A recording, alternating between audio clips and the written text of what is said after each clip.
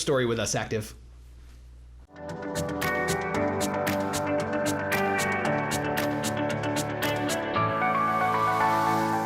Hey everybody, welcome to Active Churches at Home. My name is Joe and I'm on the team here at Active, and I'm so glad you are tuning in today. We're heading into our second week of our series, Whatever It Takes. Last week we had a great conversation and asked the question, what do we do when we don't know what to do, but would do whatever it takes to lead the ones we love, especially through crisis, maybe an addiction, maybe through worry, anxiety, pain. What do we do in these moments where the loved ones that are in our life are feeling pain, they're feeling worry, they're feeling lost? And we said we become whatever is needed. We turn our attention to ourselves and what we can control.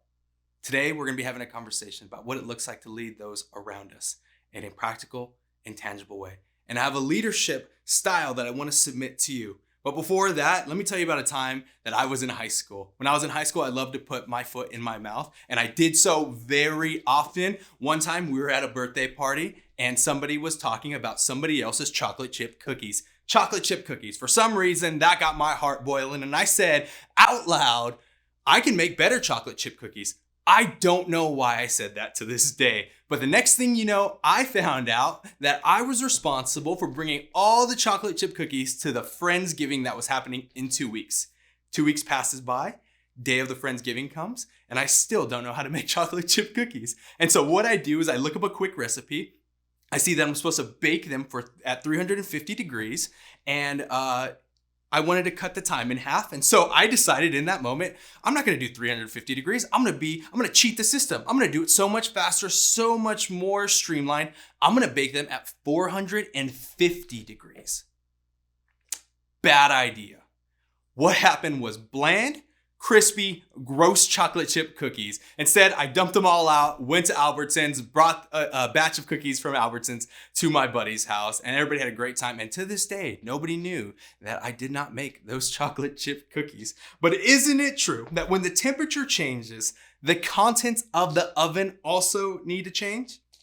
When the temperature around us, when there's crisis that is rising up, when it feels like the whole world is tense and on edge, the things that are in the oven also need to change, or they're going to be burned. In moments of crisis, we have an opportunity to consider the things that we're putting in the oven, consider the ingredients, consider what's actually in there. What are we actually trying to bake? When we think about our own lives, we have an opportunity in crisis to really think about what are the things that we are leading with? Who is the people that we are becoming? And how do we actually be helpful in this season that is kind of hot, kind of loud, and kind of intense? And today I want to invite you to consider your leadership style in the middle of some of these crisis-driven moments. And if I could, there's a leadership style that I think is going to be helpful for you because it's been helpful for me, and it's been helpful for so many around us. And that style of leadership is called servant leadership. Now, when you hear this term, you may think servant leadership, those two words don't belong with each other. Servant, I am doing what people tell me to do. And leadership, I'm supposed to be telling people what to do. But when you put these words together, what you find is a world full of contradictions, where things shouldn't work, but they do. When you give more, you receive more. When you let go, you find yourself more full. In the 70s, Robert Greenleaf, an engineer and a leadership expert, coined this term, servant leadership, to describe the idea that he believed was the best way to lead people. It was not by harsh expectations, strict schedules, high punishment, by commands. It wasn't those ways. He said the best way for people to lead is when the leader adopted this idea that his first responsibility, the chief responsibility of his, was to be a servant first. Servanthood is marked by considering others' needs, desires, purposes before your own. In simple terms, a servant is one who serves first and leads second. To best understand this, I think it's best if we compare and contrast these two from traditional leadership and servant leadership. Traditional leadership, you step into traditional leadership as a personal opportunity. I'm getting something out of this. I finally reached that moment. But in servant leadership, you are stepping into leadership because you are taking on the personal responsibility of those around you. In traditional leadership, you step into leadership as an advancement of yourself. I want to go somewhere. This is a stepping stone. In servant leadership, you're stepping in for the advancement of others. I want this position. I want this role. I am motivated by helping those around me. In traditional leadership, the power that you hold as a leader drives your performance. As a servant leader, the power that you hold and the control that you have are shared amongst those around you to drive engagement. In traditional leadership, success of the organization, the company, those around you is measured by outcomes. And in servant leadership, it's measured by growth and development of not just the organization, but of the people around us. You see, the goals of traditional leadership and the goals of servant leadership are actually really simple when you look at them from 10,000 feet. But when you get up close and personal, you'll see that traditional leadership's goal is to move toward a better place for yourself and for the organization. And the goal of servant leadership is to move others toward being a better version of themselves, being even better than how we found them. When we lead with this mindset, this thought that people are the most important thing above anything else, that people are supposed to be our primary concern, that people that we lead are going to be better when I choose to look at them rather than the things that they do. Robert Greenleaf and so many who have come after him have said that we can expect not just outcomes, not just better performance, but what we can find is commitment, trust, and care for the people around them, for the people that we're responsible for, but also for the future of organizations, for the future of families, for the future of people, even in the middle of crisis. The thought of leaving others better than how we found them is so fascinating to me, and I think it would be fascinating to you, because isn't that all of our goals? All of us have this desire and hope to leave our loved ones better than how we found them, to leave kids better off than how we found them, to leave the friends and family around us better than how we found them. I mean, wouldn't it be great if each person that comes into contact with us is a better human being after they spend time with us? I've heard the prayers of moms and grandmas, what they want for their kids, for their daughters, for their nieces and nephews, is they want them to be better and experience the best life possible. Now, what if we just took this principle of grandma and moms of wanting life to be better and let's just explode it onto everything that we do? And I know what you're thinking conceptually, how is this possible? Conceptually, this is a great idea in a perfect world. How can we actually make this work? But here's the thing, it's not just a lofty theory. This concept has really been tested and it's really been tried, especially over this past decade. There's been hundreds of books written about this idea of servant leadership. You can just Google it. And many of the Fortune 500 companies that you and I both love, adore, and care about, the ones who have been the most innovative and the ones who have been most excellent in the middle of crisis and stay successful, have adopted these practices and concepts from the top down. Forbes Business Magazine actually just wrote this on considering leadership in the middle of 2020. The pandemic is affecting us all, individually, organizationally, and societally. We are having to find new ways of working, and normal business concerns are overlaid by added challenges. Different ways of operating, keeping staff safe, and handling sickness and layoffs and furloughs and loss of income. Wider societal impacts include adverse effects on the global economy. This all calls for a more comprehensive communal leadership approach. Leadership that is focused on serving others. When we're asking what to do, and what we would do is whatever it takes to do to become better, can we just think about how our leadership style and the leadership concepts that we apply to the people around us can actually make a significant difference? Today, I want us to consider what would it look like for us to begin to adopt some of these practices that servant leadership offers. What would it look like for us to adopt this mindset of, I just want people to be better when they're around me. I want them to be better human beings. I want to leave them better off than how I found them. And frankly, I don't know what to do all the time, but I do know that this kind of leadership principle offers me a way forward, even in the moments that I don't think there is a way forward. Leadership, as we know, it has to change. and it's changed already so much dramatically. Yesterday's answers will not always work for the new environments of tomorrow. But the thing is that this is not a completely brand new way of thinking. This worldview, this concept, this philosophy is actually something that's rooted back 2,000 years ago in the person of Jesus. If you look back, you would actually say that Jesus is probably the greatest servant leader that the world has ever seen and the world has ever known. And today, in our short time that we have together, I think you'll see that Jesus' way of leading was one that changed the entire world. But it didn't just change the entire world. It can change your entire world when you begin to adopt some of the concepts that he has put into practice. The great part is that there's just 3 tools that I want to hand you today. They're just 3 things that I think are going to be helpful for you today. And we're just going to read through 3 different stories of Jesus. And as we go through these 3 stories, I think what we're going to find is that there is a better way forward. And there is a way that we can help people tell better stories in every single season they're in. The first tool of the servant leader that I want to offer you is the tool of empathy. If you would join me in Matthew chapter 9, verses 35 to 38, we're going to jump in just a minute. But in the early accounts of Jesus' life, Jesus was all about sharing this good news that he had, this good news that all people can come close to God. Again, to a God who desperately wanted to know them. Wherever he went, the crowds were growing at an exponential rate.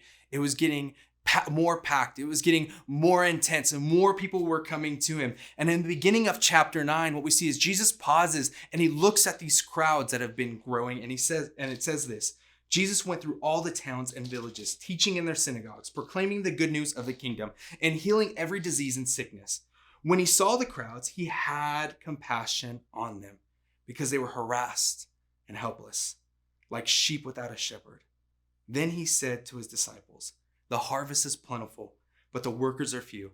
Ask the Lord of the harvest, therefore, to send out workers into his harvest field."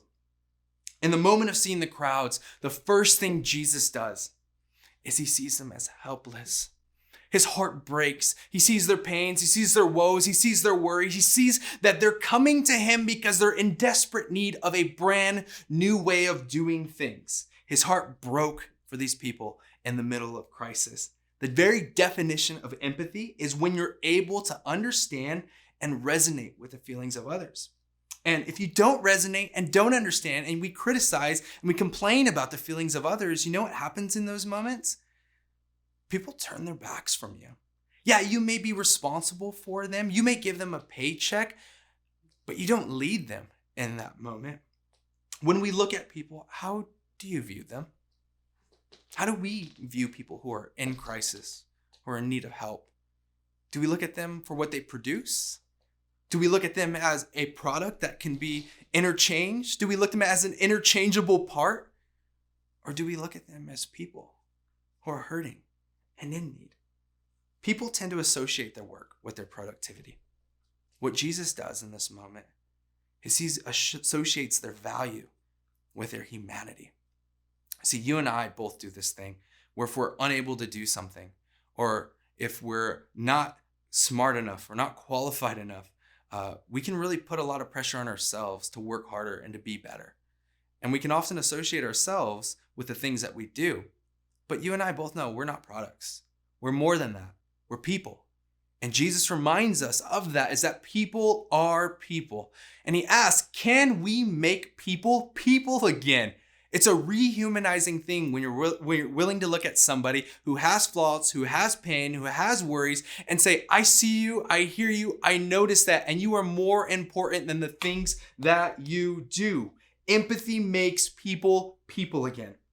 And when you do this, when you make people people again, when you empathize with their woes and their worries, what happens is that you watch them blossom. Nobody wants to be known as just being a product. I think we all have this desire and heart to be known for who we are. When I was in school, when I was in college, I remember a professor coming up to me and he had asked me, what's going on? And at that season of life, I remember being really tired of school.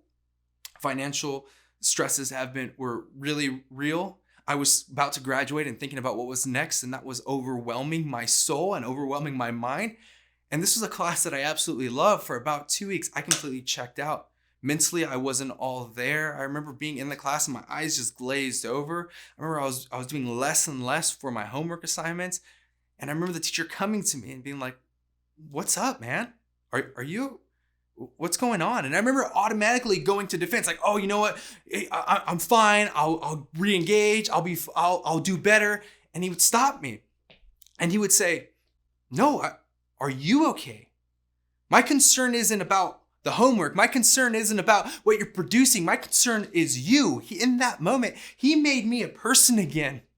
And what had happened after that is I came into that class ready to go because I no longer was just a student.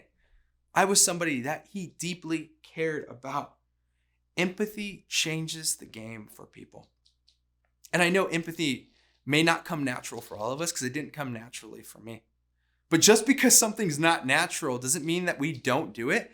I've seen people working out the gym and some of those motions that they're doing are not very natural, but doesn't mean it's not important. No, it's so important. Empathy is so important. I would even say as we head into this next season of life, it is the very thing that is going to separate you from so many other leaders because it says, "I see you." So I want to give you one way that you can practice empathy today. Ask rather than assume. Ask rather than expect. Ask people how they are. And then ask yourself, did I really mean that?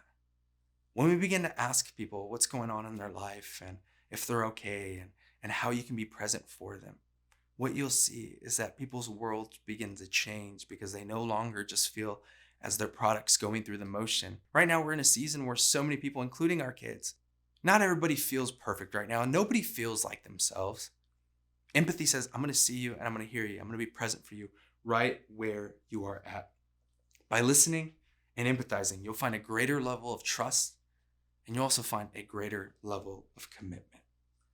The second tool of a servant leader that I want to just hand you today is the tool of inspiration.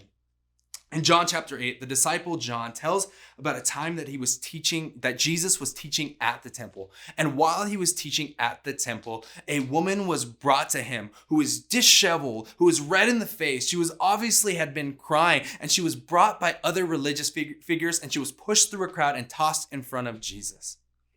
And these religious figures said to Jesus, "This woman was just caught in adultery. What do you want to do about it?" This woman was just caught doing something that we all know she shouldn't have been doing. This woman was just caught, and you know that stoning, like throwing stones at this girl, was supposed to be the answer.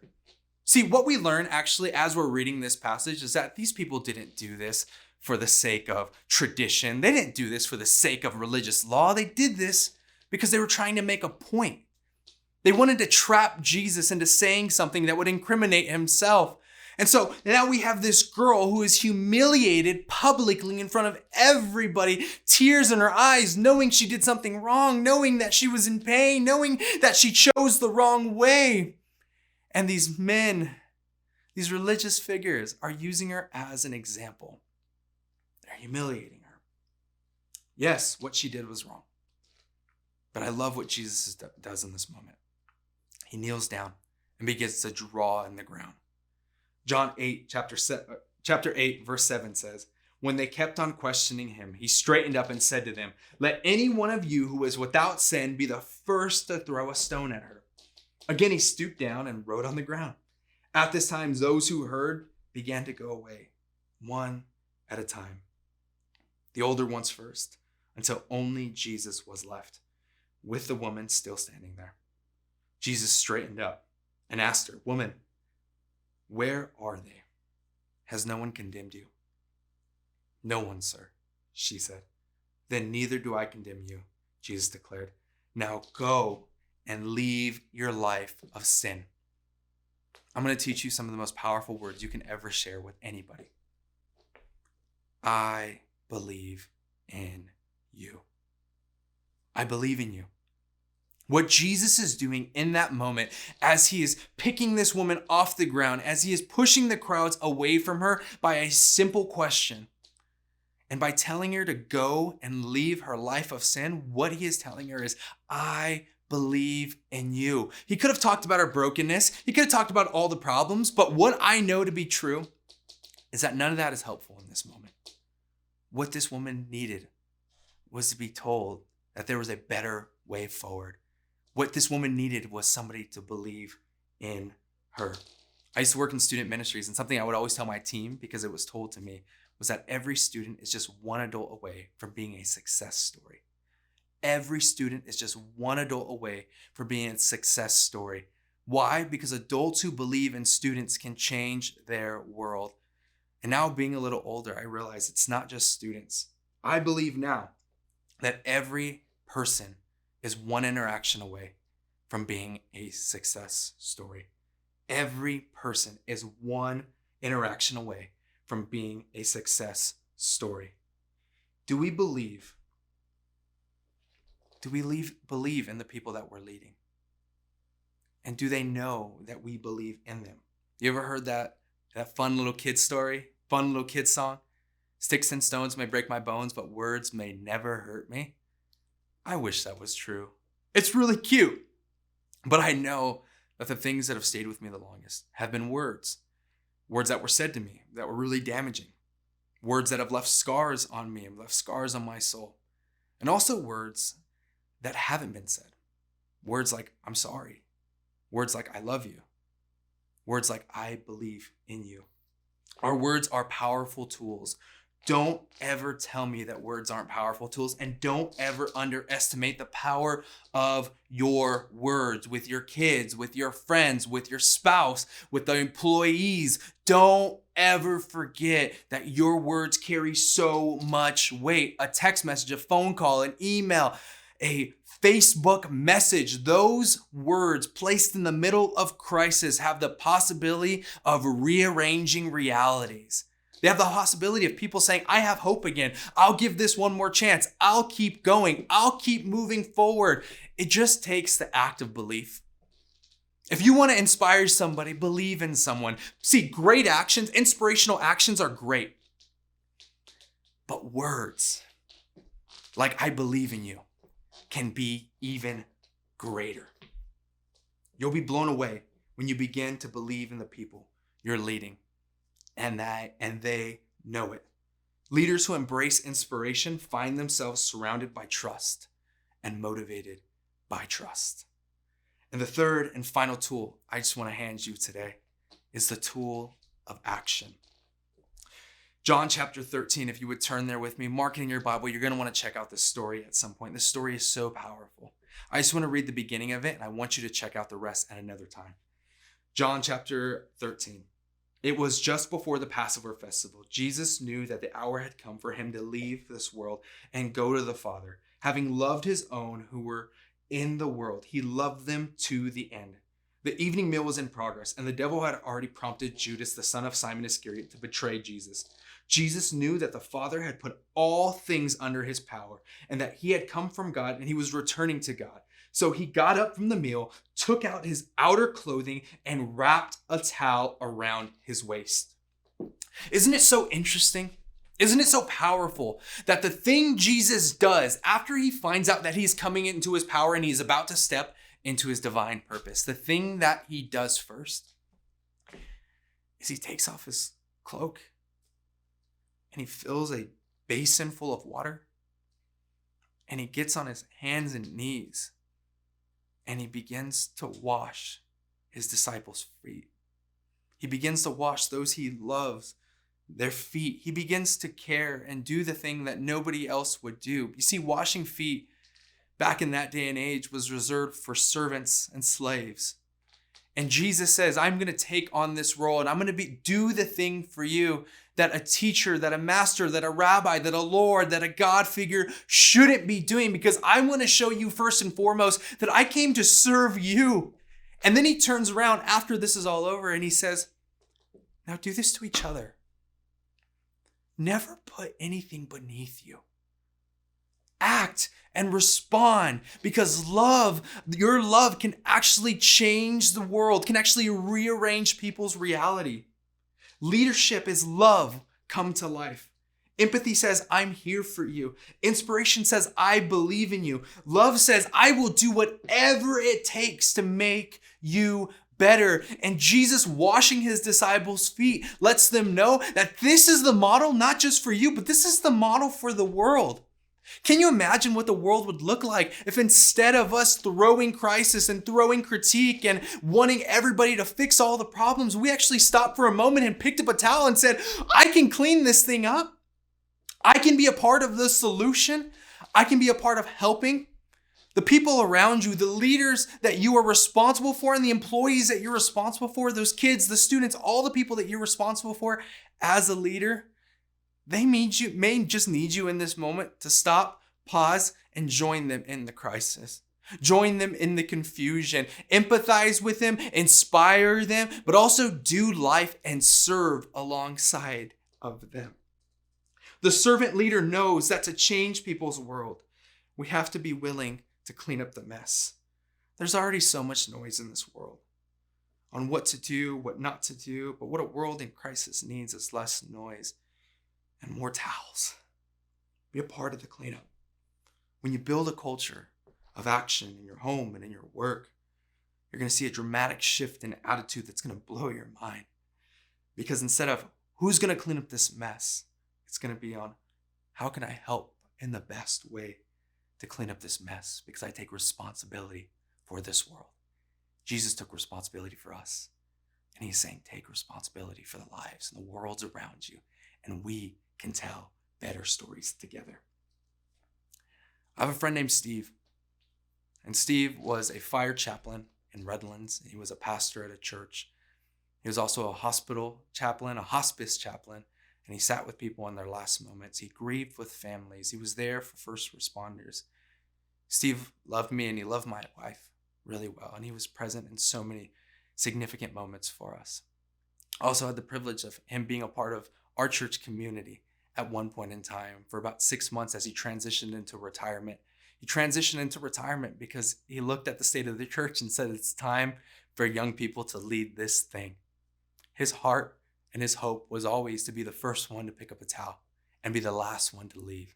He wanted to be the first one into the party and the last one to leave the party. His heart was to encourage and to love people until the very end.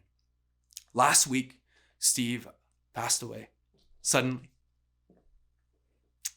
But the thing about Steve is that this world is better because of him. The world will never be the same. And it will never be the same, not because he's not here, but it will never be the same because he made this world better. He loved people he didn't have to love. He was present for people he didn't have to be present for. He empathized and listened and grieved and cried and was in tears, but was also encouraging and cheering and shouting out loud for those that he believed in. He shared with me and my wife words that would change our world and rearrange our reality. And Steve now, though he is gone, made my world and made this world better. If we want to make this world better, we got to be like Steve, and we got to be the first one to pick up a towel. See, Steve didn't walk big, or Steve didn't talk big. Steve walked big.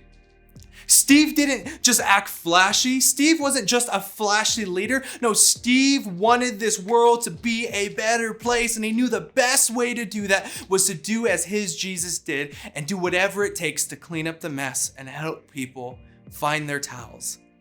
When we find our towel, we find our purpose, because we find out the people around us, the best way we can lead, the best way we can love, the best way we can be present is to help them by getting involved in their mess as Jesus got involved in our mess.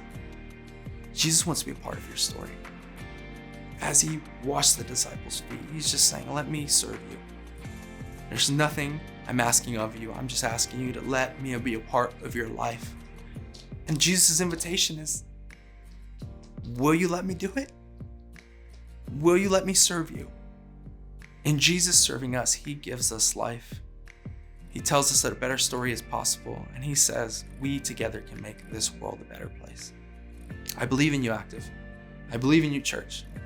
But I believe in you because Jesus believed in me. And I want to invite you to give your life to Jesus. If you've never done that before, Jesus has a story for you, and it's just one decision away. before I finish off today, if you want to make that decision, would you just let us know in the comment section? He has done whatever it takes to reach you. And I truly believe that there is more for your story.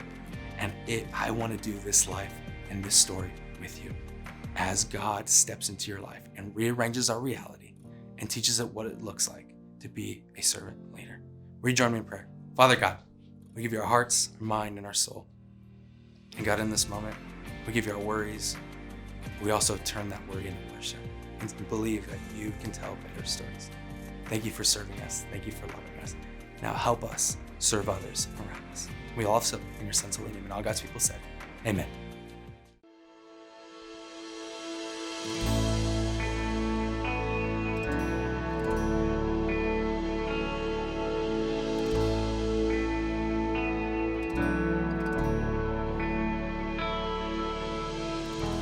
I am holding on to faith,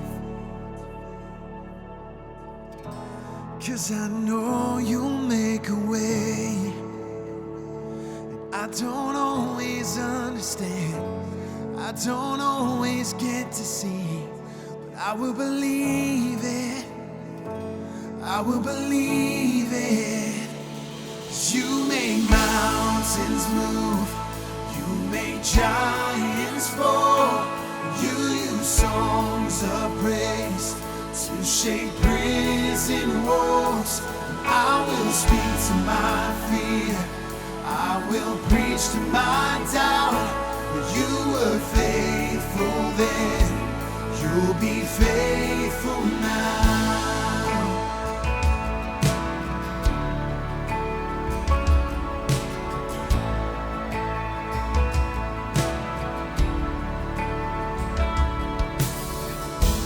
I am standing on your word, calling heaven down to earth. You will fight my enemies, this will end in victory.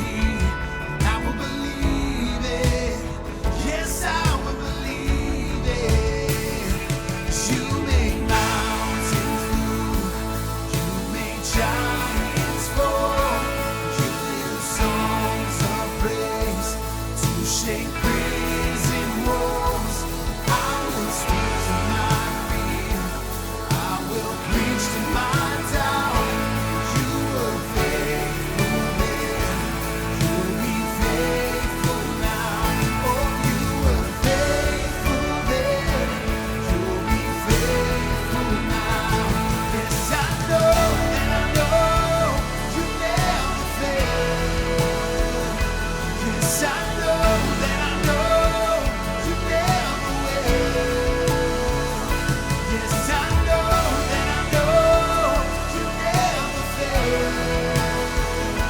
Yes, I know that I know you never will. 'Cause you make mountains move, you make giants fall, you use songs of praise to shake prison walls. And I will speak to my fear, I will preach to my doubt. You were faithful then, you'll be faithful now. 'Cause you make mountains move, you make giants fall, you use songs of praise to shake prison walls. I will speak to my fear, I will preach to my doubt.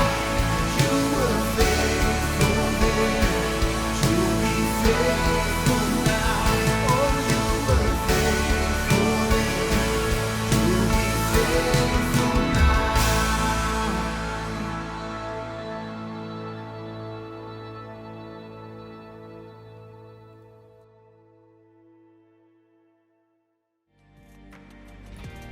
Hey guys, welcome back. That was just such an incredible message that Joe shared with Yeah. us. I'm so grateful for him and just a great time of worship to be together this morning. I loved what Joe had to say. One of the 5 tools he gave us as we lead others is that we would lean into inspiration, that we would build one another up with the words of those to one another. So I'm so grateful for this series. What an opportunity for us in this season to lead ourselves and to lead others. Active, we're so grateful that you've joined us today, and we're glad that you've taken some time. Make sure you hit share, make sure you hit like, make sure you subscribe, and let's tell a better story together. We will see you next Sunday. Bye, guys.